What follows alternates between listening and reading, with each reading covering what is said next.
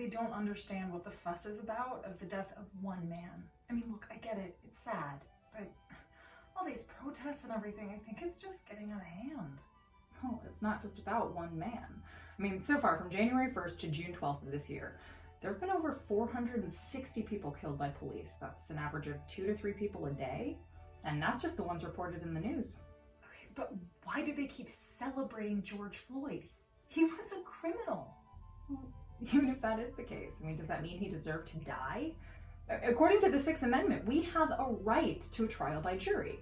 So 101 of the police killings that have occurred this year happened in states where the death penalty has been abolished. So even if those people had been found guilty of some heinous crime, they still wouldn't have been put to death.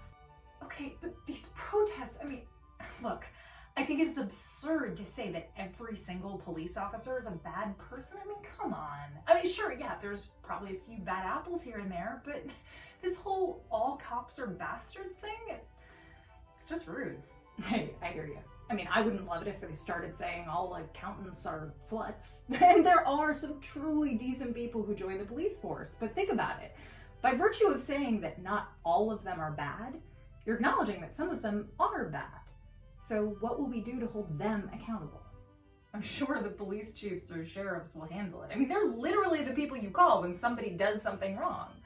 Well, according to research done at the Police Integrity Research Group at Bowling Green University, between 2005 and 2019, only 104 police officers were charged with murder or manslaughter. And to put that into context, in the much shorter time frame from 2015 to 2020, more than 5,000 people have been killed by police. Okay, I mean, those numbers do sound big, but I mean, honestly, I don't know if I think that cops should have to go to jail if they have to use deadly force in the course of their jobs. I mean, yes, it's sad that these people died, but if you resist the law, you should expect to face some consequences.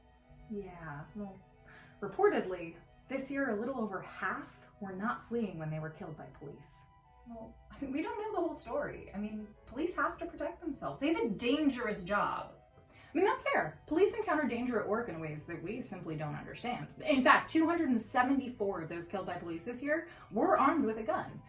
Of course, 29 of those were in states with constitutional carry laws, which means that they can carry a gun whether or not they have a permit. And in the land of the Second Amendment, it's a little bit of a slippery slope to start saying, oh, well, if they were carrying a gun, they deserve to be killed.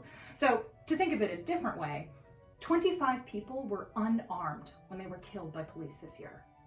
George Floyd and Breonna Taylor were only 2 of them. Oh God, that's really sad. Well, hey, they have those police body cams now, so that's gotta help. I hope so. I mean, from what we read, only about 10% of police officers were wearing body cams when they killed someone. Okay, well, there you go. I mean, maybe we just need more body cams or something. I mean, look, I get that this is tragic, but I live in a really safe state, and I love my police force, so I'm sorry that other people are facing this, but I just don't really see how it affects me.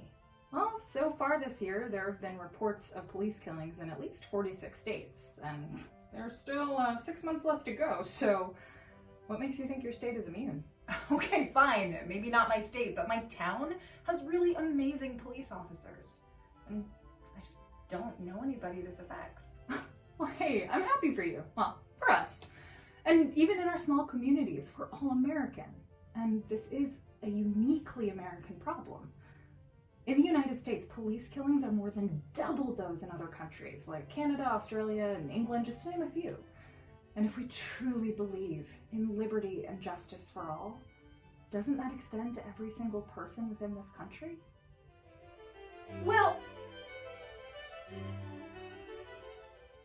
shit.